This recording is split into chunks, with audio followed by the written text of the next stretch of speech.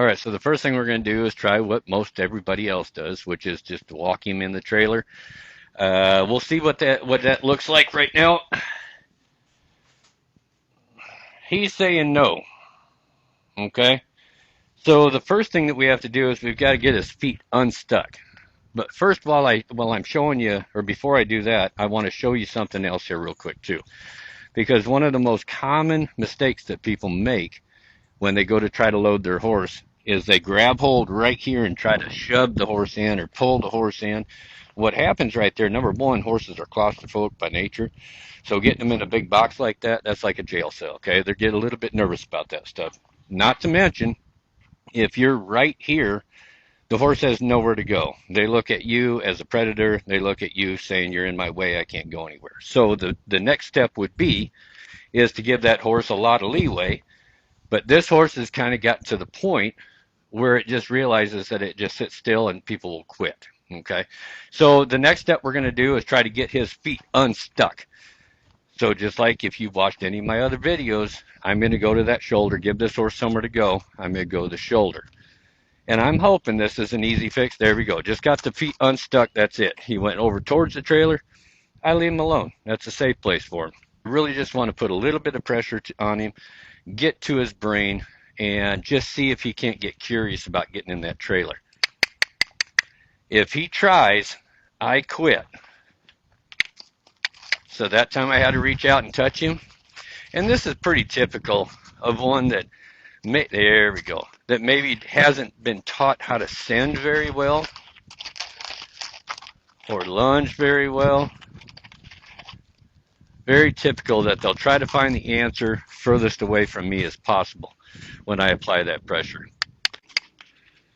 My guess is he's going to go pull against me again. That's all right. We'll just work through it until he understands that the pressure is always going to apply out there, but it doesn't when he gets close up here. So there, he thought about it. There. Good job, bud. But I'm not going to rush him where a lot of people would hurry him up and get in there. That just makes trailer loading a bad experience for him. I do want him to keep his nose in there if he got this close. A lot of people that I see would hurry up and start spanking this horse, or maybe even put a rope around his butt and try to pull him in. Getting in a tug of war with a 1,000-pound horse, the odds aren't in your favor. So I'd rather have him think down to his feet and start realizing that every time he's out here, there's going to be pressure on him. Anytime he's up here, the pressure goes away. This is a quiet spot right here. Make sure to give him an opportunity to look at it, smell it, get to know it, kind of explore it a little bit. Here's something I do that's a lot different than most people. I'm actually going to back him up. I want the approach to get flawless before I actually get the end. So I'm going to ask him to back up a little bit. I want to get through that when he tries to sit and pull back and do goofy stuff, which I kind of figure he probably will, because, I think he's going to do it. There we go. But leave him alone right there. Leave him alone. Let him think about it. He's thinking so hard about going to start saying, hey, listen, we have to get out of kindergarten. We have to start working on going forward. That was a bit dramatic on his part, but I'm going to give him an A for effort, but I'm going to let him sit there. I'm not going to get to the point where I start rushing him in there. See how he's looking around? That's very important for me to wait and let him explore a little bit. Let him figure out, is this okay or is it not? Now again, a lot of people would go ahead and shove him back up in there. I'm not going to. I'm literally going to let him come back out, and if he didn't, I was going to ask him to come back out. But I want, like I said before, I want this to be really, really good and smooth. Even if it's only 2 feet, fine. I'm not closing my hand on that. So if he gets up in there and he hits the end of that, he's going to say, I tried to go up, but I hit the end. So there was something stopping me. So that's going to deter him from going in there or discourage him. So this time I'm going to ask him to back out. Back, back, back. A little bit further. There you go. Now this time I might ask him to maybe get closer with his hind feet.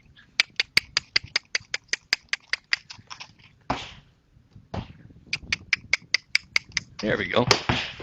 He walked up on in there. I'm fine with that. I wasn't expecting it. Didn't ask him to. I just asked his hind feet to get closer to the trailer. Again, I'm going to let him chill and just look and see what's in there, and so he can figure out that there's nothing really scary in there. Taking the ground away from him is scary enough. The sound is scary. The smells are scary. Big deep breath. The enclosure is scary. They're claustrophobic by nature. So I am going to ask him to back out. And if he wants to turn around, I'm fine with that at the moment.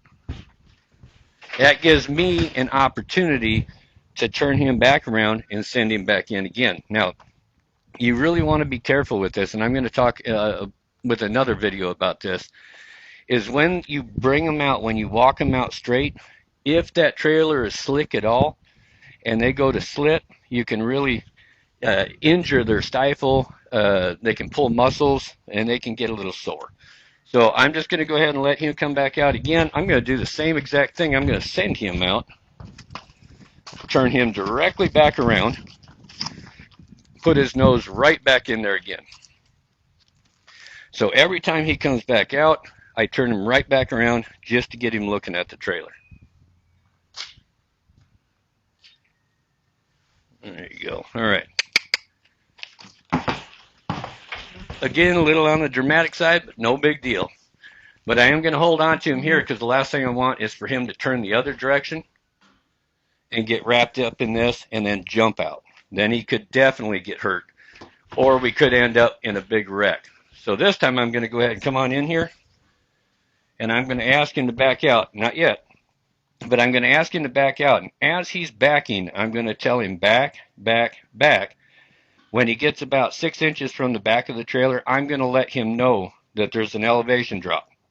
So I'm going to tell him step. If I do this over and over and over again, this horse is going to start understanding that I'm letting him know what's coming next. So here, it's back, and I'm being very light with him. Back, back, back, step, step. Good job, buddy. So, of course, the ultimate goal is to be able to grab your horse, walk him directly in the trailer. With horses that get a little sticky and they want to kind of refuse to walk up there with you in there, there's a reason for that. And you can work through it by sending your horse. The reason that they're a little leery about going in a trailer is, number one, they're claustrophobic by nature, okay? Not to mention, you add a predator in that same box that you're asking this poor little soul to come into. He's going to have some anxiety. He's going to have a little hesitation. So I'm going to walk him around in a circle, come right back and see if I can't give him plenty of space and encouragement with clucking, and see if he walks right up in there with me.